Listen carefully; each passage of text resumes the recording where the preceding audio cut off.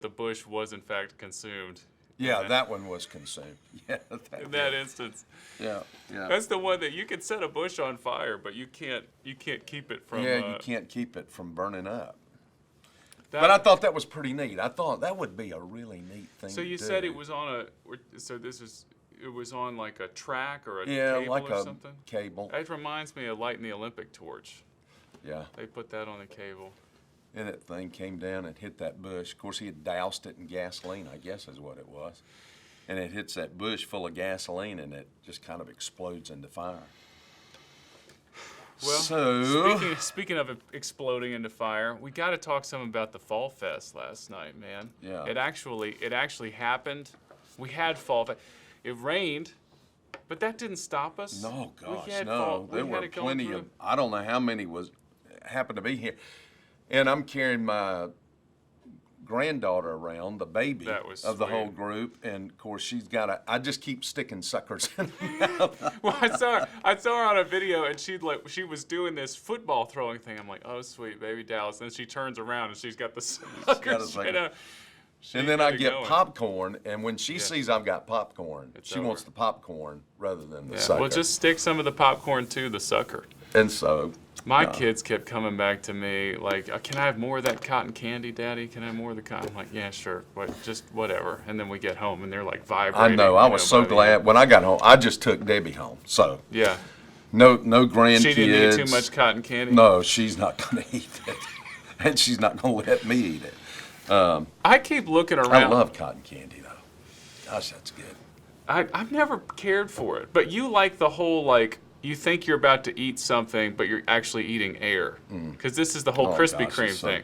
I didn't Yeah, know it that is. you can fry air. They do it at Krispy Kreme donuts. It's just fried air, where you just, like, bite into it, and you're like, wow, that just, like, disappeared. It And just dissipates. cotton candy's the same way. It's like you think it's solid, and it's like you're biting into a cloud, and then it's just gone. I didn't realize I had such a hot take about cotton candy. It's I'm sorry good, about though. this. Yeah, it definitely does taste good. It's good. I kept looking around at all the costumes, and I kept getting jealous of these kids. Like, the costumes were not this advanced when I was a kid. One of the most popular costumes this year, Mario and Luigi from the Super Mario Bros. I kept seeing those running around. Is that I right? would have killed for a costume like that when I was 5 years old. You know, I saw a couple of kids dressed up like one of these figures out of, what's the popular movie? Hogwarts. Oh, yeah, thing. it's a Harry Potter Yeah, resurgence. they look like Harry Potter. They had the robe on, Yeah. and they had the scarf with Gryffindor Yeah. on it. I thought that House was of pretty good. Gryffindor. Yeah, those did look good. The robes and the scarf and everything. Yeah, I saw a Lots couple of kids. dinosaurs out there, which I've were. complained about this a lot. Because dinosaurs aren't what they used to be. Have you and me talked about this? That's the whole Yogi Berra quote, the future ain't what it used to be. Yeah. Well, and I'm just like, dinosaurs aren't what they used to be. Because that they're right? walking around, and I'm just like, oh, wow, Apatosaurus. And the kid's like, no, it's Giraffatitan. And I'm like, what? Giraffe. They changed the names. They, like, find new bones, and they've changed. I'm trying to read the dinosaur books to my son. I feel like this is the third time I've talked about this. It's still worth it. I'm still mad. I'm trying to read the dinosaur book to my son, and I'm about to say, oh, wow, it's Brontosaurus. And then somehow, Brontosaurus is not a real dinosaur anymore. Did I just start echoing I don't in the TV know right what here? was going on. Just started echoing It's through kind of the a TV. spooky day. I know, yeah, Reformation Day has always filled me with a lot of fear and awe. Does it give you the same tingles up your spine, Reformation Day? Yep. I love it. I love it. We got to talk about Reformation Day. What do you want to say to the world with regards to Reformation It's a reforming day. It's a great day. It's Yes, a great indeed. day. You know, there are some that claim Baptists are not part of the Reformation. Day? What? Yeah. Are you one of those that claim No, that? no. Oh, I'm okay. not. I love the Reformation. I love Luther. Which, by the way, if you're looking for a great book to read, Here I Stand. It's by Roland Bainton. Small book, easily Digested. read, and maybe the best biography on Luther out there. Are you sure about, because a small book to you, Pastor, is at least 700 No, pages. it's not Eric Metaxas thick. Okay. You know, he's got that big, thick Wow, book on. those are serious. Yeah. But this is a smaller book, and it's considered to be the classic on Luther. So I'd encourage. It's It's- 464. Just a little light reading. Or you can finish It's it on a Saturday. It's not bad at all. It's a quick read. Anyway, They can put that in their queue. you know, I after love they finish Luther. Harry Zwingli Potter. was doing the same thing at about the same time, independent Yes. of Luther, It's really interesting. and loved Zwingli, who really, Zwingli gave pretty much the start to the Anabaptist movement in Switzerland. Now, I didn't know that part. Yeah, Really? you know, Conrad Grebel, George Blue Rock, and who's the other guy? I can't remember. They were in Zwingli's church. And Zwingli's preaching verse by verse through Matthew's gospel. Yes. And he's really encouraging them to turn to Scripture for your authority. Look to Scripture, you know. And so I think it's Conrad who goes off, takes Greek, learns Greek, comes back and studies. And it starts really, they begin to push Zwingli toward more reforms. Oh, wow. Like believer's baptism. And Zwingli breaks at that point, and I won't go into all of that, but he breaks at that point, and they go, and in Conrad Grebel's barn, I think it's in his barn, they're preaching anyway, George Blue Rock says, I want to be baptized. And so they go out in January, in the winter, and they baptize him there in Switzerland, That's a hardcore baptism. which he becomes blue. He yeah, lives he's out a true- his he name. was already a rock. Yeah, but- he becomes blue. So, anyway, that's where Swiss Anabaptism comes from. Zwingli's really interesting to me. Was it Zwingli or Zwingli? It doesn't matter. Yeah. It's really interesting to me because it's really, he's the one that gets rid of all ornamentation, Yeah. right, in Yeah. worship. And he says, well, in order to focus, it's just like white wall. This is very Swiss. Everything's white. Mm-hmm. And he gets rid of everything, and you just sit in a pew. And so that's what one thing that I've seen in studying what happened there. But I don't know, the Reformation's worth studying. A lot of people don't realize how multifaceted it is and how so many things were happening at the same time. There's all kinds of little details. I was reading the Gospel Coalition this morning, and they're actually they're actually tracing the history of whether, obviously Luther penned the 95 Theses, but did he actually nail them to the door? They're saying he must have used something else. I didn't read the whole thing, but Thumbtacks. yeah, so you probably Thumbtacks. Scotch tape. I don't know. You guys need to read the article. I just think that's funny. The point is, it's still worth talking about. 505 years later, Absolutely. and a lot of people don't talk about it. I remember it was a few years ago, and we were having the big tailgate Sunday. We Right. used to do that as an event, and everybody would wear their football gear to church. And I think that was the actual 500th anniversary. It was in 2017. Yeah, yeah. And I said, this is the anniversary of the Reformation. Nothing. Nothing. Dead silence. So I said, if you don't know what that is, it's the reason you're able to wear a football jersey to church today. Yeah. Really. Because before then, something bad probably would have happened. I guess before we get into this today, I appreciated your candor yesterday. Actually, I need to talk to you about two things yesterday. Uh-oh. My One candor. is I appreciated your candor yesterday when you said this is our 5th message in Exodus, and we're in chapter 3. Or And you just got to chapter 3. just got to chapter 3, so you said we'll be done with Exodus sometime, and before the Lord comes, should the Lord before tarry, the rapture. Yeah. should the Lord tarry, will be Exodus. So, but then you also said how the first couple chapters cover is it 400 years? Yeah. And then the next 38 chapters is only Then, 1 year. well, chapter 2, if you look at it, it's broken into two 40-year periods. So you got 440 years, give or take, and then the last 38 chapters is just 1 year. So Well, this 80 years would go into that. it goes into the It goes okay. into the 400. Okay.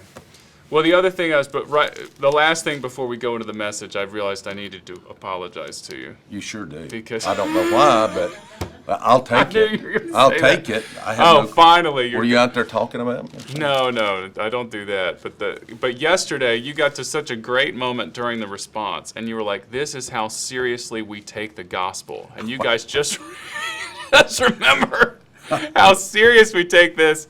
Anyway, here's Carson, and Carson Got on this.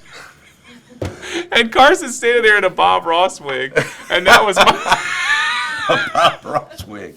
Oh gosh. and that was my fault. Well, I was going to say, this is how seriously we take what we're doing this afternoon with Fall Fest. Sure. Is that we're going to commission, pray over this, and he comes out with that wig, and I'm thinking, well, that blows that, so I won't continue with it. So, In a sense, though, it shows how serious he's already dressed for Yeah. what's happening Yeah. later on. Well, and I need to get that wig and wear it one Sunday. that would be pretty. Well, I told it because from a distance it looks real, and so I told him that all the visitors that day just think that he's just got a really supple fro happening there. Yeah. So sorry about that, and thank you to. I'm definitely going to want to tune in Wednesday morning to see Jamie and Hannah's recap because I'm sure they're going to have all different kinds of fun Fall bet. Fest nuggets of. I bet. That happened behind the scenes. Okay, now let's get into the burning bush. So you're telling me at the outset, you're telling me right now, you're not done with the burning bush. You're going to talk more about No, the I just burning really bush. kind of opened it up. I had 3 points yesterday. I only preached one. Well, I noticed that and I could tell you were trying to keep it short because of the whole Fall Fest thing. I was working really hard. I could see it. I was sitting close enough to the stage. I could see the bullets of sweat that were trickling down as you were like, only 1 point, only 35 minutes. Okay.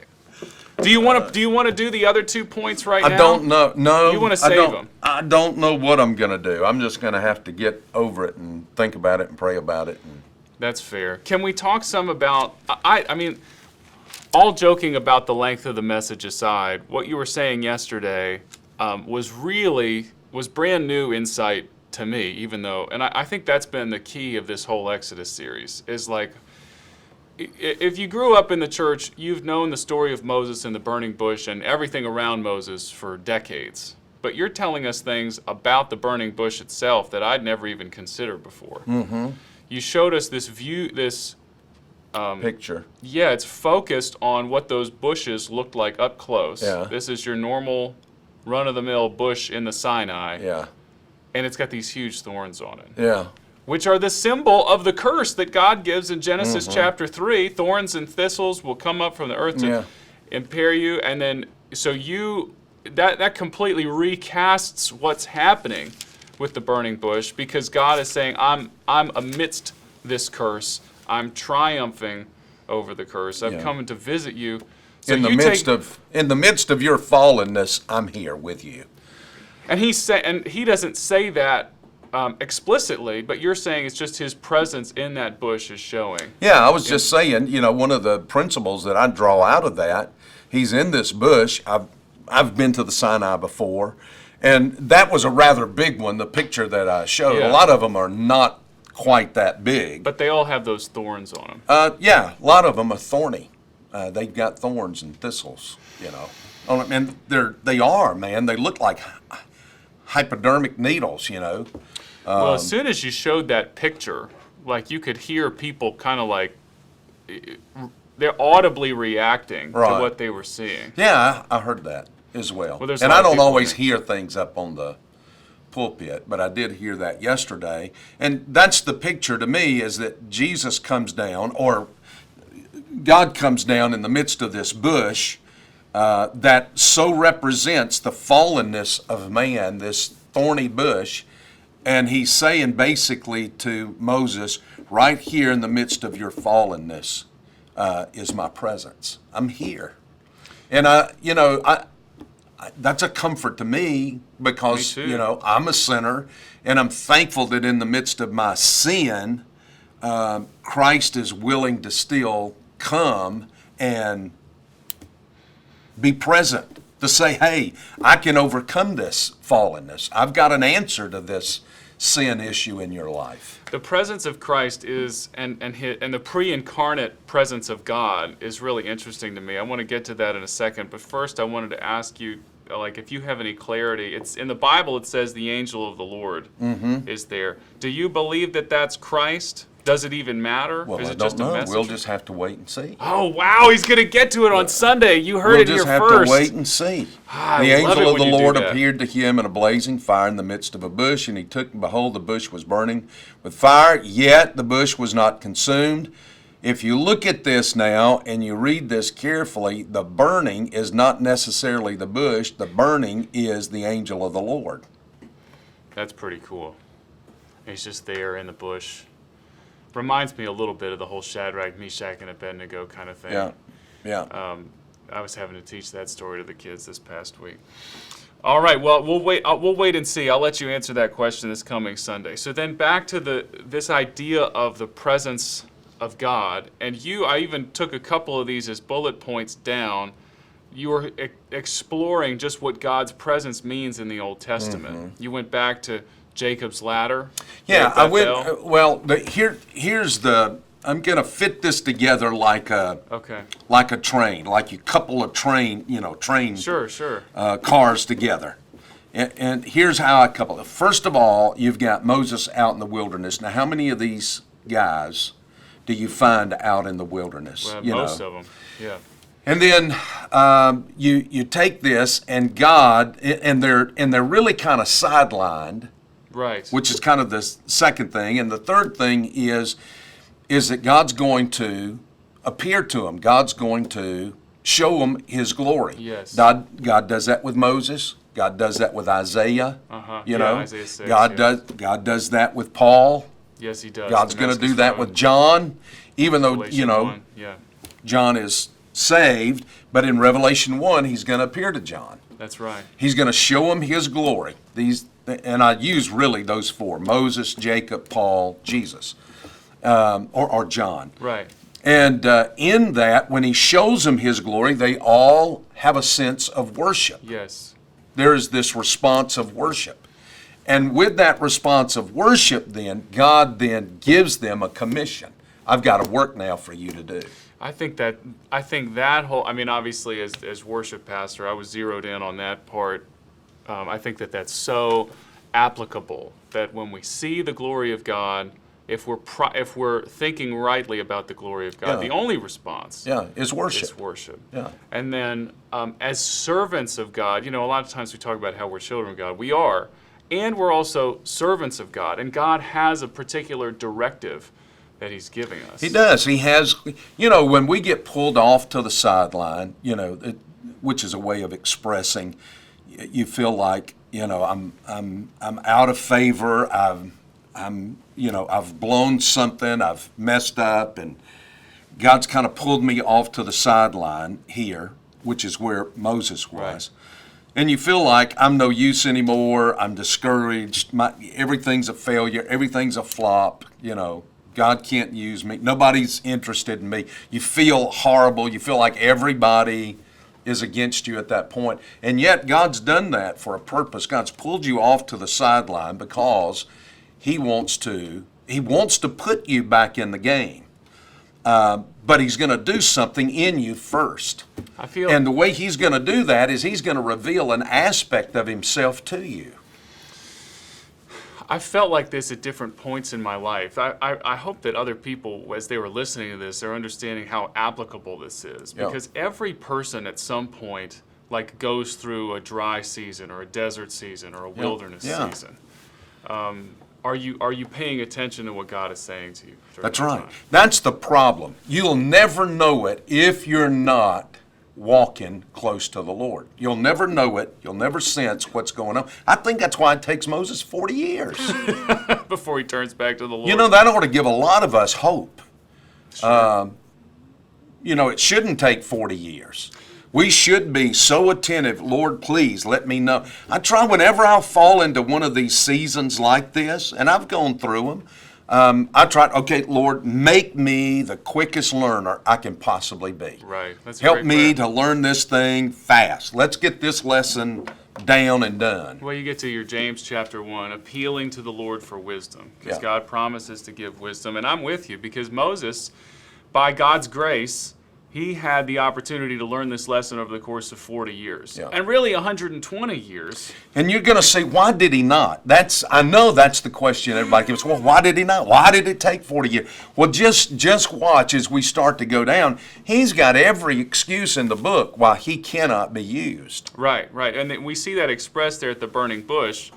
And we often think of these moments as like, well, this is just a discrete moment. And obviously, yeah, this is the only part of it that's being explicitly told to us, but he's just expressing all of these insecurities that he's had for decades. Right? I think so. And I think the 40 years out there in the wilderness has just convinced him, I was right about myself all along. Right. Well, that's the satellite buffalo. He's hanging out on the fringes, and he's convincing himself of these lies. I was right about myself all along. Nobody's interested in me. God's not interested in me. I really have messed it up and blown it, kind of deal. Well, so, here's the other thing that I found to be interesting. Okay. You get these 40 years in the wilderness covered so quickly. Yeah. Moses never writes a thing about it. That is. He never says, hey, on year 29, you got to hear what happened to me. I saw a spaceship come down on this mountain. Oh, to give more info to the Egyptians, right. Just... No, there's nothing. Anything that could happen to him at 40, he never mentions anything about it. It's there's often times where I appeal to like what John says in John 21, where it's like, well, if we wrote everything that Jesus did, there'd be too many. And you could probably say a similar thing about Moses. There's probably all kinds of stuff that happened to him, or maybe it was just that boring. You get the sense that time was just different back then, was it not? It droned on. I think this must have just droned on 40 years. You think about that.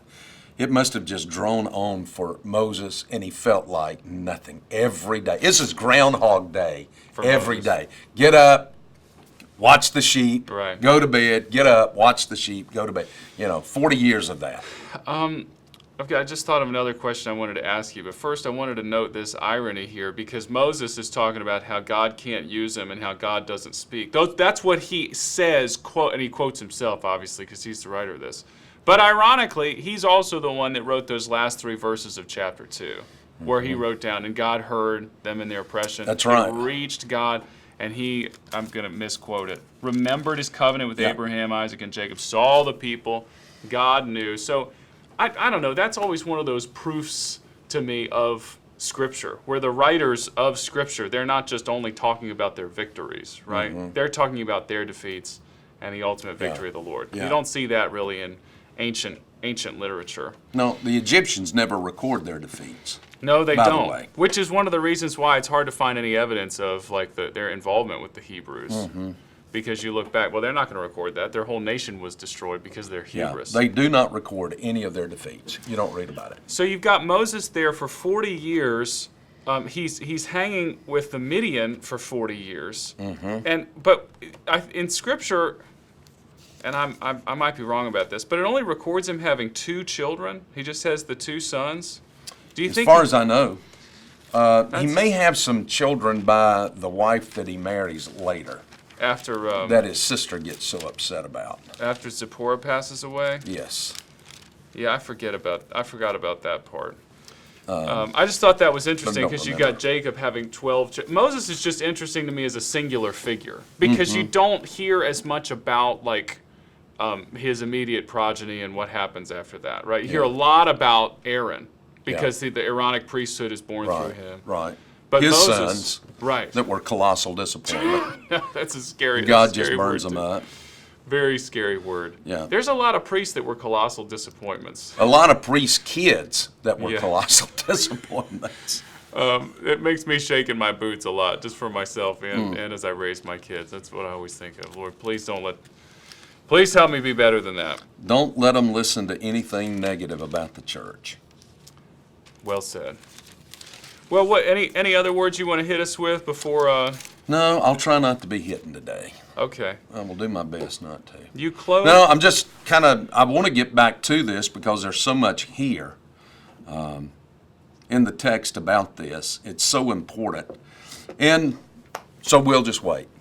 You closed yesterday with a cool illustration about Richard the Lion-Hearted and how they saved and mummified his heart. Yes. I thought that was very interesting. I guess I just wanted to see, you got any other fun nuggets from your English history Well, when book? they opened up the little silver casket that they had his box that they had his heart in, it had been wrapped in linen. And when they opened it up, it just went Probably fell powdered, apart, yeah. gray powder. It just was that. But that's kind of interesting because I read something. They opened it up 8 centuries after his death, which would be about the year 2000. That's So really it was in the castle, it was in the church, the cathedral at Rouen in France, that they buried his heart next to a king that was there. So was England ruling over that region at that point? Well, no, really, that region, Normandy, that Right. area there, really is where, of course, he's William the Conqueror, who in 1066 at battle at Hastings defeats Henry, and he takes over. Which Henry did he defeat? Henry He the defeated, First? I think so. I think it was Henry the Right. First. 'Cause And he defeats him, and that's where he then is crowned king, and he's a Norman. These were French-speaking right. Normans, or they had come from Norway down to that part of France. They had settled there, and they would start attacking England. Now, the Anglo-Saxons were there in England, and so that's where you're going to get a merge of the Anglo-Saxons and the Normans eventually are going to make up the English. But most of these guys were from France, from that part of France. It was not a part of France at that time. It was Normandy. And the English ruled it for a long period, really up until the time of John, the brother of this. I was talking about William the Conqueror. Did I say Richard the Lion? No, you said Yeah, William the Richard the Conqueror. You had Lionheart. it right. I'm going back because see, I'm reading two It's books too many right different now things. early, and I've gone back to William the Conqueror. So that's William the Conqueror. Up until Richard's brother John takes over, Right. and he loses basically all of Normandy. And that's the genesis of the Robin Hood legend, right? Because you have Richard Yeah, and John, yeah, Prince yeah. John. That's the failure. Yeah. I was wondering if you were going to go that way. Eleanor of Aquitaine. Do you know we have a member of this church who is a descendant of Eleanor of Aquitaine? I had no idea. Yeah. Who is it? John, Sistrunk? yeah, John Sistrunk. John's sister. Well, we need to come on and we'll ask him really, really difficult questions about his Anglo-Saxon Yeah, heritage. yeah. He's looking for somewhere to sack, I can tell you. To pillage and burn. I always knew that there was a history of violence there, John. He's a good friend of the show. Thanks for watching, John. Sorry that we just roasted you there. He probably enjoyed it. Well, I think that's everything that we got today. We're going to look forward to more Burning Bush this coming week. Got the cool, refreshed Burning Bush logo for Exodus the Journey. We're talking about Wednesday night. What's coming up the next 2 Wednesday nights? The next Yeah. 2 Wednesday I'm nights. speaking this Wednesday night. Oh, are you right? really? That's yes, great. and I'm doing it on. We're still following out all of this stuff with Miss Kathy and Okay. and Barry. I'm dealing with sexual addiction. Oh, that's right. This that's Wednesday right. night. Okay. So Are you going to take 2 weeks on that?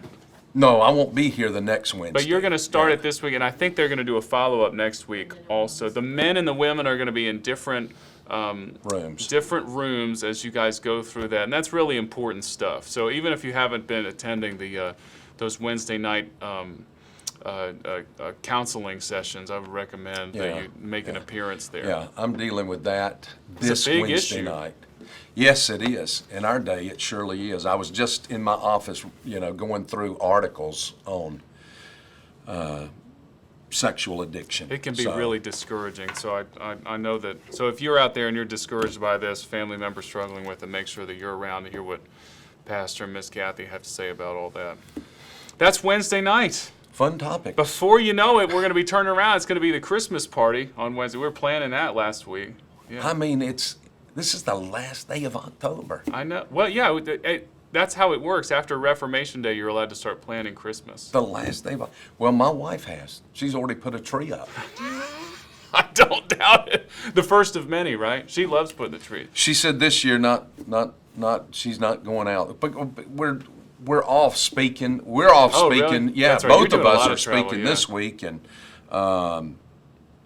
then we'll be in then I'll be in Florida at their state convention. I'm in North Carolina at their state convention, and Good gracious. then we will be in Germany. I'm I'll be in excited Germany for you. teaching and doing all of that there. We'll hold down the fort Teaching while and you're gone. preaching. And then we'll be here. And then, Christmas falls on a Sunday this year. That's going to be fun. Yep, it will be. We're already That's a planning great day. all of it. That's a great day for a Christmas to fall on. I completely agree. The Lord's Day, Yeah. the birthday of We'll Christ. have one big service like we did yesterday. That's right. Yeah, should have at least 1,200 people there for Christmas Day, Yeah, I would think. if people are faithful. Are Should you we laughing leave it- about me?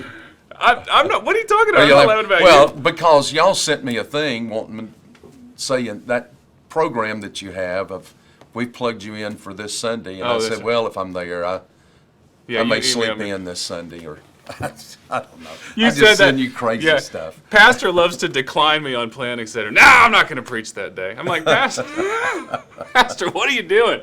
Oh boy, that's what happens behind the scenes. Here's the front of the scenes. Roundhouse. Goodbye. everybody. Well, that's one for the books.